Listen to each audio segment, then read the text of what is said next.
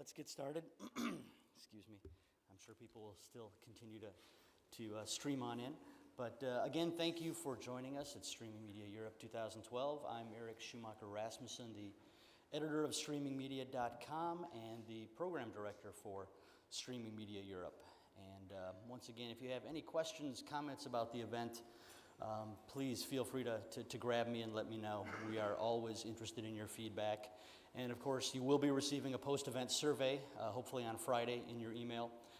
We really appreciate it if you'd fill that out and let us know what we're doing right, what we can be doing better, what we should be doing differently to better serve you and what you're looking for in an event like this. The expo hall will be open from 10 until 4 today. So if you didn't get a chance to make it to the expo hall yesterday, you still have plenty of time to do that. There's also, and I forgot to mention this yesterday morning, it is in your program, but there's also an expo hall theater. In addition to our breakout sessions in this room and the room next door, there are also presentations at the back of the expo hall all day long. We've got presentations regarding how theaters can use live streaming to generate income, an update on the Video Infrastructure Summit, which Dom Robinson, who's right there, chaired on Monday, and it was held at the Hilton Olympia. And he'll sort of summarize the key points from that event. We've also got a presentation from Vision 247 on OTT services, and also a presentation from Adobe about the future of Flash video. So if by some chance neither of the sessions in either of these two rooms appeal to you, there's likely some content and certainly some people to talk to in the expo hall all day long. Yesterday, for our keynote, we had a representative from Samsung talking about how over-the-top video has affected television manufacturers and TV audiences, and looking at the growth there. And today, of course, we'll take a look at the content side. I was reading Pete Townshend's memoir the other day, and he actually mentioned something that was relevant to something in our program today. He mentioned that his family, like, as he put it, almost everyone else in England, got a TV in 1952 to watch the coronation. And so just as 1952 was sort of the year that TV finally went mainstream, 2012 has been the year that online video and multi-platform video in particular has gone mainstream. Certainly it was almost impossible to miss any of the Olympic events. No matter where you turned, they were on some device somewhere.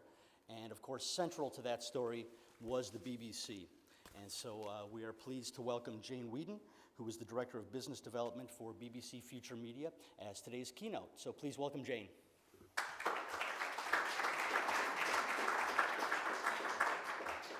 Thanks very much, Eric, and good morning, everyone. I have to say, coming in here this morning, Streaming Media seemed a lot more inviting than Project Challenge Expo, which is also going on at the same time. So altogether, I think my goal today is to ideally inform, educate, and who knows, even entertain you while talking about the year of 2012 from my perspective and what things have been like for us at the BBC. And as Eric has alluded, I'm going to talk primarily about the Olympics as the context for that. Just to tell you a bit about myself, I'm responsible for all of the partnerships and distribution relationships within the Future Media division of the BBC. So that's the bit that does all of the kind of digital services like BBC Online, iPlayer, all of our mobile and tablet apps, and also Red Button. And I guess our overarching goal is to find ways of giving the audiences who pay the license fee convenient and ready access to the content that we know that they value. So it's been suggested to me that I must have one of the easiest jobs in the world, given I'm responsible for giving away content that most people value extremely highly, but nevertheless some of the frameworks that we have to operate in do manage to kind of keep us on our toes. So I'll get going, as I've got quite a lot that I wanted to be able to get through this morning. So 2012 has seen the most amazing summer of sport, and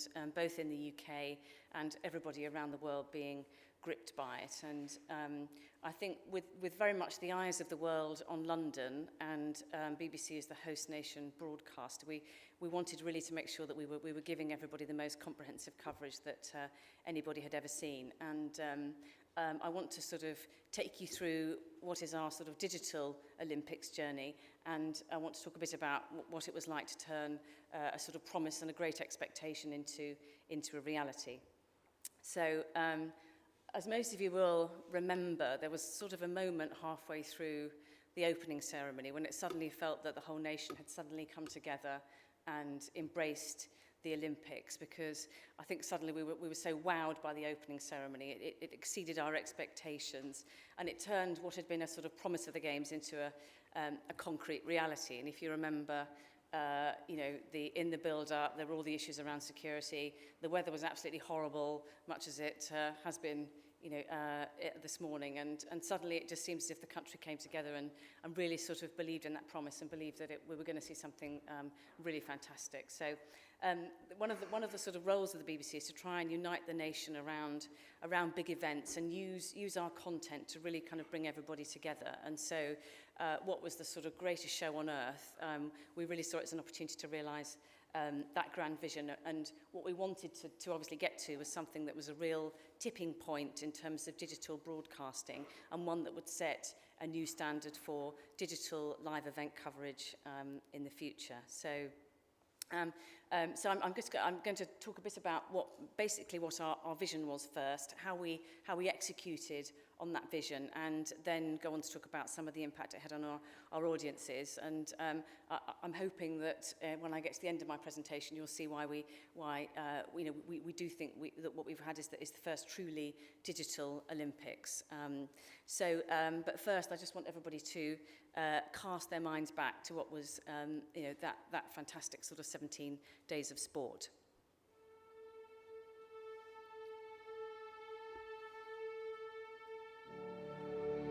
The Olympics brings together the people of the world in harmony and friendship and peace to celebrate what is best about mankind. To every athlete waiting, ready, prepared to take part in these games, welcome to London.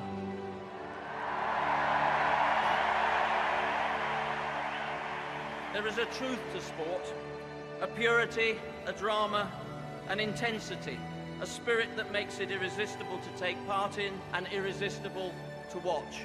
What we are seeing right now is that dreams do come true. London 2012 will inspire a generation. In every Olympic sport, there is all that matters in life.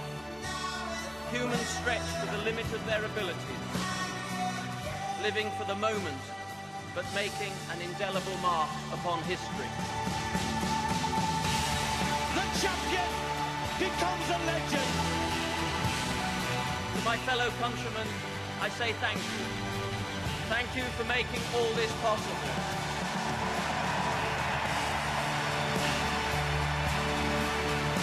Jessica Ennis is the Olympic champion, best all-round athlete in the world. I have never been so proud to be British and to be a part of the Olympic movement. This is our time.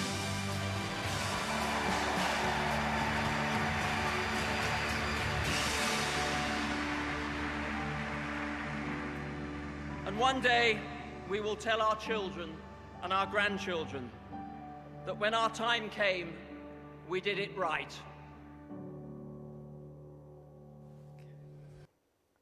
Well, I don't know about anyone else, but I always have to try and think about something else when I'm watching that, because it still brings a lump to my throat, which is not what you need really when you're in the middle of a presentation. So, but it's stirring stuff. So, I mean, the Olympics have always been one of those things that have been a catalyst for innovation, something that happens on a 4-year cycle. That's a big event, and it sort of forces us to, to be ambitious and think about the things that, that we can do differently and how we can take things forward. So, none of you probably will remember here, but back in 1948, that was the first televised games for London, and then we had colour television for the first time at the Games in 1968. High definition was really tried out for the first time in Los Angeles in 1984. So the Games have always been seen as something where you have a chance to really kind of try out new technology, and then that technology becomes the thing that everybody expects as a standard. I guess in our world, which is sort of, I would say, sort of digital as opposed to broadcast technologies, an awful lot changed between 2008 and 2012 if you think about it, for all our planning. There were no tablets to speak of in Beijing. There weren't really any apps hadn't become sort of mainstream. There was certainly no internet connected TVs in anybody's home, and watching video on a mobile was sort of was kind of doable, but it wasn't a very pleasant experience. It was very much the sort of experience of last resort. And now, of course, we live in very much a multi-platform world. And our strategy, I think, within the BBC has really changed to reflect this. We've gone from having, a very, very significant desktop presence to thinking about everything we do as BBC Online across 4 screens. So we have 10 products across 4 screens that form one service that's BBC Online, and this is very much the strategy that drove our vision for the Olympics. So I'm going to talk a bit about what that vision looked like. So 7 years ago, when London won the bid, we wanted to look at how we could push some of the boundaries of things that we could achieve for 2012, and we boiled it down really into sort of 3 really clear things. We wanted to deliver an extremely comprehensive coverage to ensure audiences never missed a moment, which I'm sure is a phrase that you all heard many times in the summer. We also felt that by 2012 it would be important that audiences would feel they would be in control and they could watch whatever they wanted, wherever they were, bearing in mind that a lot of people, certainly in London, would be at work or at home or out and about and would want access to the content. And really to use London 2012 as an opportunity to set a new digital standard for live event coverage, and also look at delivering a legacy for some of the future innovation. But the key point, I think, that we realised really quickly is that we weren't going to be able to do this on our own. And I think in the sort of 7 years of preparation time that we had, we worked closely with a lot of our key partners across a different range of industries, whether it was ISPs and mobile networks, hardware and software manufacturers who produce devices that would carry our content, as well as looking at external design companies and delivery firms. So that was sort of something that we started working on quite early. So in terms of audiences, just to give you an idea of the scale, from 2008 to 2012, we had 4 times the coverage that was available for Beijing, which actually felt pretty comprehensive even then. And this resulted in 24 live HD streams at peak when we had that number of concurrent events going on. And all in all, that was 2,500 hours of coverage, and all of that we made available across 4 screens. And I think one of the things that we always imagined was the 100 metres. It's the sort of flagship event of the Olympics, and we wondered what that would be like. Set. Bolt not very quickly out of the blocks. Powell was the quickest, but Bolt just getting into his stride alongside Gatlin, and here comes Usain Bolt. He's pulling away. He's going to win the gold. 9.64.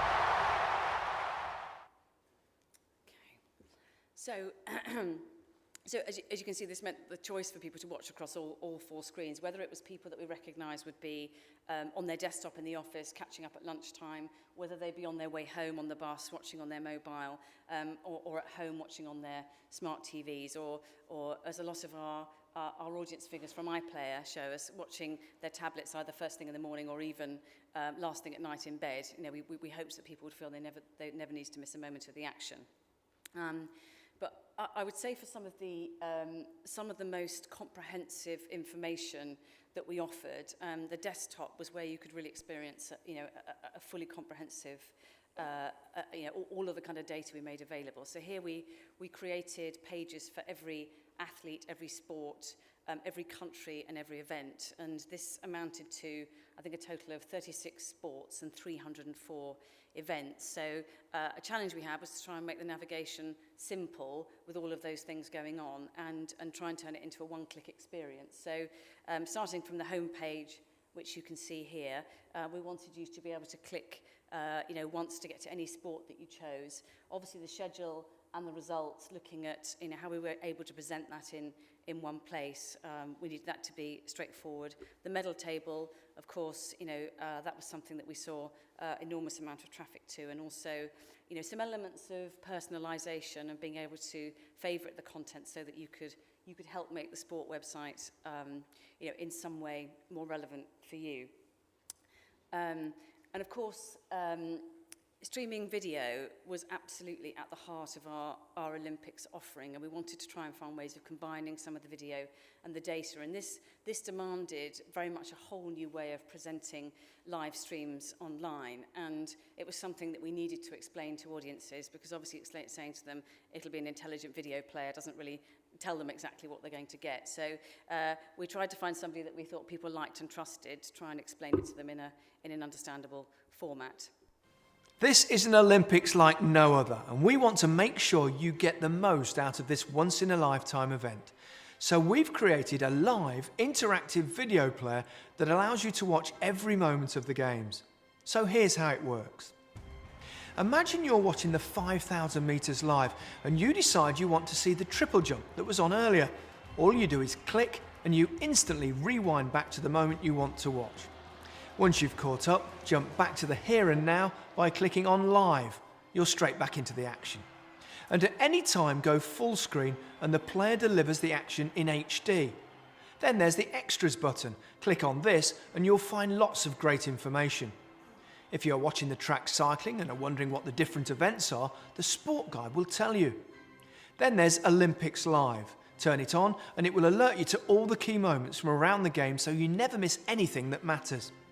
And with the athletes panel, if you're watching the rowing and want in-depth info about one of the rowers, then this feature is here to help. Now, there'll be times when up to 24 live events are taking place all at once, so we've arranged everything to make it easy for you to find the best of the action. In short, with the BBC's new live interactive video player, we're giving you complete control of what you want to watch and when you want to watch it. Go to bbc.co.uk/sport to never miss a moment of the Olympic Games on the BBC. Gary got a little bit cut off there, I'm afraid. It doesn't happen to him very often, I shouldn't think. But as you can see, we very much wanted to reinvent the ways that audiences would interact with live coverage online. And I'm going to talk a bit in a minute about some of the fantastic responses that we got from that. So alongside our desktop offer, which I've talked about a little bit, mobile was very much a huge part of our plans. And to support this, we built a mobile-optimized browser experience that we used to then spin up an Olympics app. And that app was then available in the iTunes and store for Apple devices and on Android devices, obviously for free. So the mobile site had all of the kind of elements of the desktop, albeit it was kind of optimized for much smaller screens. So I think just about every athlete and country had their own page with the sort of medal tallies and news stories and key facts. One of the things that I think was very popular on a global basis was the minute-by-minute live text commentary that just sort of gave you, these are the kind of top 6 things that are happening in the here and now, and you got a sort of real crucial overview of all of the sports. Also, a pretty comprehensive schedule and results service, because we knew people would want to stay in touch and have all the kind of information at their fingertips. And of course, all of the thousands of hours of live video, plus some short sort of snackable clips and highlights that also proved pretty popular. And we also, I think, set out to make the 24 streams available via our connected TV proposition and also via Red Button as well. And again, this was the sort of same range of highlights and news headlines that were available 24/7.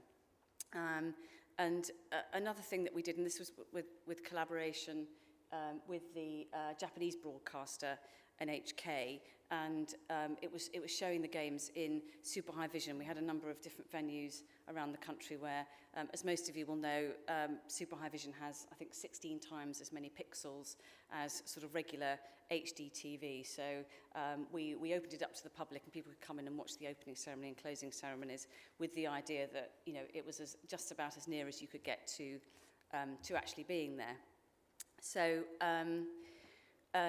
just to give you an idea on what it was like in the run-up, because obviously the Olympics hasn't been the only thing that we had going on this year. We had the Jubilee and all the normal big events that you'd have, plus, you know, major football tournaments. So we gave ourselves plenty of time and actually managed to deliver the final product early. And we had a sort of an entire team as big as sort of any regular development team that we would have, with the job of kind of proving and stress testing everything to make sure that it would work when the games started. And we did a lot of this process. It took months, and we caught an awful lot of bugs and performance problems that, you know, thankfully we were able to address in advance, and this paid off. As ever, you know, the first day was quite nerve-wracking, but when everything turned on and seemed to work okay, you know, everybody was enormously relieved that it then passed without incident. So let's have a look at how it all went. So one for the stats people in the room. Overall, our coverage absolutely smashed all previous records of traffic to the BBC Sport website. I mean, we had 57 million browsers to bbc.co.uk, 37 million of those for UK, the rest were global. And on certain days, we were peaking at around 9.5 million browsers globally and around 7 million from the UK. So this is easily breaking the records that we've done for one day. And around 24 million people pressed the red button and watched streams for at least 15 minutes during the games, and this compares with 7.6 million in Beijing, so a real kind of seismic difference there.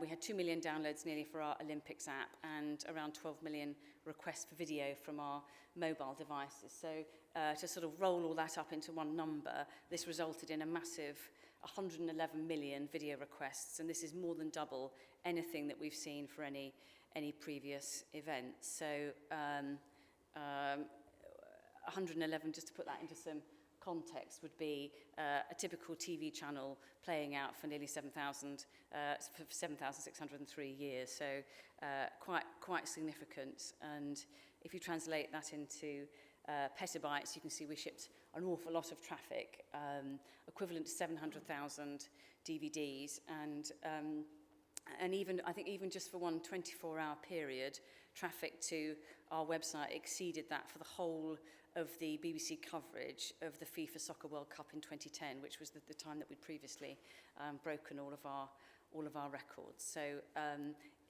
as BBC Online, it was undoubtedly the biggest event in our history. And just looking at some of the things that we learned about how people use different devices, where, you know, again, first time we've done something on this scale across the 4 screens, we found that PC usage tended to really max out at lunchtime, and certainly later on in the afternoon when it came to sort of peak moments for Team GB getting medals. We felt people had their mobiles with them, it seemed 24/7, it was pretty steady, and they were using the app to sort of keep in touch with everything wherever they were, and we found it just built steadily through the day, but then we saw a peak during the evening commute. Connected TVs and red button were, as you can imagine, most popular when during the week when people got home from work. And tablet usage, again, peaked at around 9 o'clock. So, and we think this is people using it very much as a second screen as they watch the games on their TVs, and possibly even as they continue to watch in bed. So I'm just going to drill a little bit into some of our mobile figures. We had 12 million requests for video across the whole of the games, and we had, I think, about 9 million browsers to our website and around 2.3 million to browsers on tablets. And I think, you know, most of us observed the way in which people were out and about. It seemed that finally sort of the moment for mobile was here, in that people were sharing each other's devices. You saw people at the station. If you went to any of the Olympic events, people were often watching one thing live and watching another thing live on their phone. So it seemed that something had really shifted for us, and people also use the the mobile site and our app quite differently. We saw that people who use the app just did a lot more of everything, seemed a lot more engaged, which perhaps isn't surprising given they'd taken the trouble to download and install it. They might be just more sort of hardcore Olympics fans. With the mobile browser, many more people came in, but they often would arrive via search looking for something quite specific, and these would often sort of leave the site once they'd discovered what they were looking for without necessarily consuming any further content. So, and some quite interesting usage patterns across the week. So, you know, we saw trends really where everything on the site seemed to sort of peak at the weekends, and overall now I think we had around 34% of all traffic on the BBC Sport website came from mobile. So really a really significant proportion, and this actually went up to nearly 40% on the weekends. So again, some interesting things. We felt people had their mobiles with them 24/7, and it was something that they also used at the same time as watching TV. So talking about TV, we found, you know, audiences got quite accustomed quite quickly to being able to switch between the 24 streams via the red button, and they used it like never before. So over 12% of the total consumption took place via red button viewing, and I mean, obviously we didn't really know what to expect with the idea that we're going to cover every single sport, and you'd instinctively think, well, who's going to be interested in the archery other than a small hardcore of minority fans or something like the dressage? But it was really interesting that, you know, if you see from the slide here, then we were staggered how audiences really embraced the choice that we were offering them. So as you'd sort of expect, you see big numbers for things like football and cycling, and we've highlighted here the specific moment when Bradley Wiggins was doing his time trial, because that was a really obvious peak. But we also had things that we didn't expect to the same degree, things like judo and boxing. So I think where there was a sort of Team GB medal opportunity, everybody got so into it that, you know, it meant that people were very keen to access all the content that was there. And every single one of our red button streams got an audience of at least 100,000. So it's sort of, you know, rather than it being just a long tail, we sort of saw it as being quite a long but nevertheless reasonably fat tail. So to talk a little bit about what we see as, you know, as the different kinds of content and what we found was most popular. In terms of the long form content or the live events that we streamed, I mean, these were watched in really huge volumes as we saw earlier. So the top three moments were not surprisingly driven by moments when we were expecting to get a medal. So our cyclists in the velodrome, Andy Murray on the tennis court, and the cycling time trials where Bradley Wiggins won gold. And if you remember, a lot of these events actually took place in the afternoon, hence there was a higher volume of online and mobile watching. Some quite interesting patterns as well around short form clips, which were much more snackable and shareable in large volume. And so we had obviously the badminton controversy was something that people watched a lot, and Usain Bolt, as ever, extremely popular. But it says something, I think, about the British mentality that what the most popular clip in fact was. Gemma Stephen Fink wants to get on with it. Forward 3.5. Oh, here you go, the first calamity. So, yes, but so anyway, that's we were amused by the fact that that was the thing that people wanted to watch more than anything else. But so 2012, really, I mean, there was no Facebook in 2008, so it was very much the first social media Olympics, and I think Twitter have shared with us that there was something like 150 million tweets about the games overall. A lot of the athletes were starting the conversations, the TV presenters were starting the conversations, and a lot of it were things that that initiated conversations on air. And I think it was quite a challenge from the presenters that often the audience was so incredibly well informed and were sharing the information with all their friends and followers. So I think 91% of the population consumed our content across one of the, either on TV and radio and online. And so nice to have the athletes, obviously, in some instances saying nice things about how much they were also enjoying it. And obviously, I think the success of our athletes had an enormous amount to do with this, and therefore elicited a really positive response from the audience. But it really resulted in, I think, some of the most positive media coverage that we've ever seen, potentially even in the BBC's history. And I loved the particular Grace Dent quote. She had quite a few headlines, one of which was "Abandon all hope of doing any chores when you've got access to the red button." So it was just that real sense that people appreciated and could see that what we'd done was a real sort of gold standard for digital, and that was really, really pleasing to us. In terms of the audience reaction, I mean, the feedback was fantastic. For those of you who don't live in the UK, obviously, remember we're funded by a license fee, which everybody has to pay. So it's really important that the audience appreciates what we do and that we bring them together around some of the massive live events. So 96% said that the coverage met or exceeded their expectations, and so of course we're working on the remaining 4% to think about what we can do to please them next time around. And across the 2 weeks of the Olympics, the online services reached 65% of the UK online adult population. So but the other thing I think that was really pleasing for us is that about a third of the audience said that our coverage had really persuaded them to use new services like Red Button and online viewing and other digital services going forward. So again, that was a really nice thing and part of what we'd set out to do. And this, Eric referred to this earlier, sort of that our director, my boss, had said, this is very much something that we want to be able to have this as something that drives digital in the way that the coronation drove colour television. So, and I think we've really sort of started to see that happen in the way that people sort of shared some of their experiences and were watching content when they were on the move. And clearly our challenge there is to keep making the content really simple and intuitive and easy to use, so that audiences continue to watch in these different ways.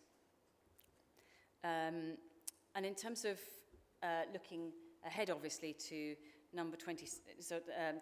Rio in 2016, I mean, as I mentioned, we saw it as an opportunity to set a new standard and a real kind of benchmark of innovation. And much like things like the Velodrome and the Aquatic Centre were built with legacy in mind, we've built our online platforms to leave a digital legacy for our audiences, and ensuring that we maintain the mantra of never miss a moment for our online coverage with years to come. So much of the infrastructure and the video delivery systems that we put in for the games are going to be used for future big event coverage.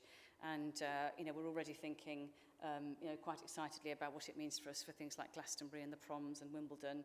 And let's not forget, we've got Winter Olympics in early 2014.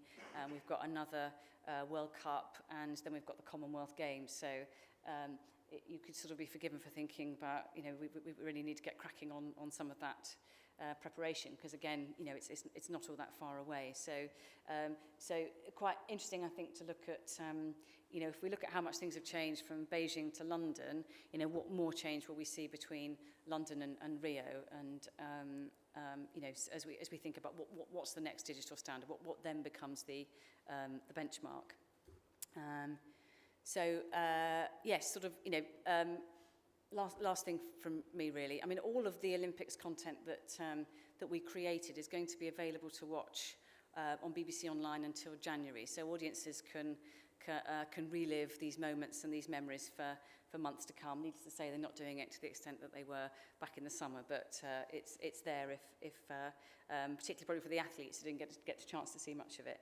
And we've got our digital development teams in London and Salford, and also our sort of commercial partners who sort of work with us to make sure that we really execute it. And it seemed to me to be a real exercise in a lot of cross-industry collaboration in a way that we'd sort of come together perhaps as never before. So, all of the kind of feedback that we've had has been really terrific. And of course, worth remembering that none of this would have been possible perhaps without the athletes rowing and pedaling harder and faster, and we wouldn't have developed, sort of quite so much if it hadn't been, if we hadn't had quite so much success on the track and field. So that certainly gives us some inspiration and some ambition to look forward to as we look ahead to Rio. So that's the end of my presentation, actually. So I don't know if Eric wants to. Yeah, I'll bring a microphone around for anyone who has a question. I'll start things off by asking, was there anything that the BBC wanted to do or achieve that you weren't able to, or in retrospect didn't, whether that's technologically or in terms of content offerings? I think I think we kept our vision quite clear, which is that there's a lot of things that you can probably think about as a digital industry, and we find this as individuals. To some extent, we're already living in the future, and I think from our perspective, the most important thing is that we said to audiences, it's about the sport, it's about giving you access to it, and it's about making it simple and easy. So I think I think we sort of set that ambition quite realistically, and the things that we knew that would be potentially quite new and therefore challenging, things like the intelligent video player, we put a lot of focus on trying to do a small number of things, but doing them very well. Certainly, as well as you plan and as clear as your vision is going into it, there are going to be surprises. What were the biggest surprises for you over the course of the Olympics? I think I would say, we were really delighted by Red Button. The fact that people, because it's one of those things that, there is obviously that kind of practice that people recognise when they press red on their TV, it gives them access to new services, and we thought that people would really enjoy it, but we felt that that would generally be the people who were necessarily a fan of a minority sport. So we'd have a very tiny amount of people really delighted because they could get access to a sport that wouldn't previously have been covered. But I think the fact that people saw it as a way of actually consuming lots more sports they wouldn't necessarily have been interested in, but they actually found it fantastically entertaining and they were inspired by the performance of the athletes. I think that was really great for us to see that, and I think also mobile as well. I mean, we just could see the way in which people were consuming video. We thought it worked really well. There was something around people getting access to the live text commentary, and it felt as if a lot of people experienced their games on the move, and mobile became absolutely invaluable for that. And when you think about we had over a third of traffic to our sport website from mobile, and that felt quite. We were really delighted by that. Other questions? Sorry, a strange one, but did you feel that YouTube's channel, the official one on YouTube, did it get more or less traffic? I don't know. Yeah, I don't know how you would necessarily compare. I mean, I was quite interested. The coverage recently about the guy that jumped out of the balloon. That there's an immediate comparison there by saying 8 million live streams versus 8 million concurrent users during the coverage of the Olympics, which to me seem slightly different things. So I mean, one of the things that I suppose that we felt by the fact that you had 96% of people said that they were really satisfied with our coverage. So I would hope that most people would think, actually, with something like this that's happening with all of the kind of linear coverage that we were offering, it's one of those things where people will quite naturally come to the host nation broadcaster, and because then the whole thing is much more. Yes, that's the reason integrated. I asked, because you were the official broadcaster, and then you got YouTube jumping on the whole bandwagon with an official Olympic channel, which I thought was, which happens with lots of events. even if you are the rights holder. Yes, exactly. Yeah, I mean, I think it was more, but we were less aware of it. I think, because obviously, I think NBC had a big tie-up with YouTube in the US, but obviously that was specific to the US market. So we felt, not so aware of it, I would say.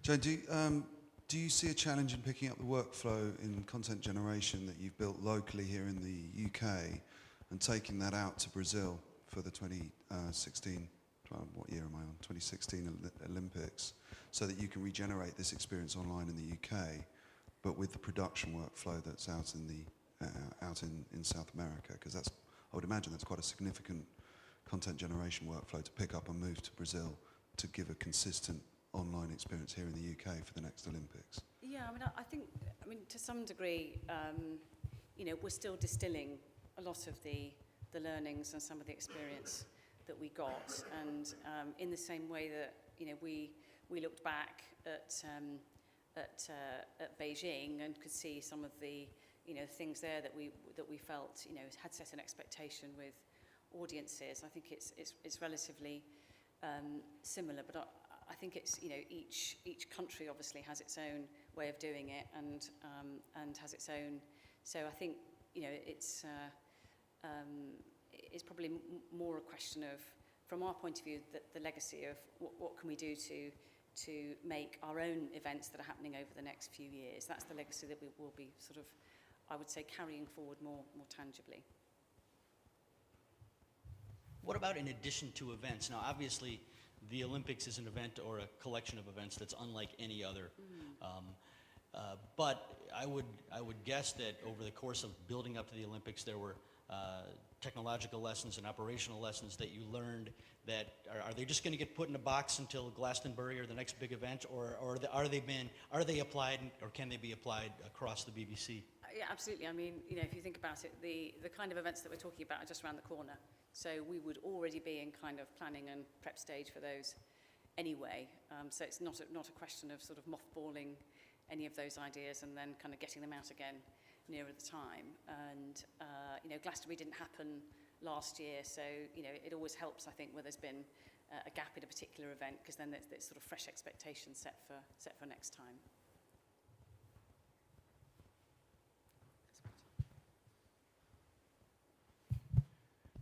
I'm sure there are commercial and licensing constraints on, say, iPlayer, where programs drop off after 7 days, and you said that the Olympics will be there till January.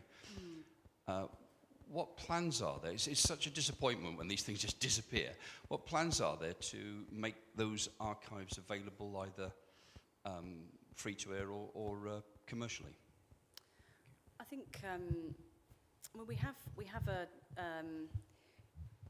at the moment, a lot of you sort of see elements of archive coverage, certainly when we will cover a big linear sporting event. Often it's about going back through the history and putting that into some context. So where it's kind of appropriate for the proposition, then, and where we obviously, as you mentioned, where the sort of commercial and licensing frameworks allow it, then we are, I think, keen to always enrich our proposition, where it's relevant with some archive content. It's very much on a case-by-case basis, rather than looking at the archive as sort of one big warehouse full of content that we're somehow looking to be able to leverage as a whole. There's another question up there.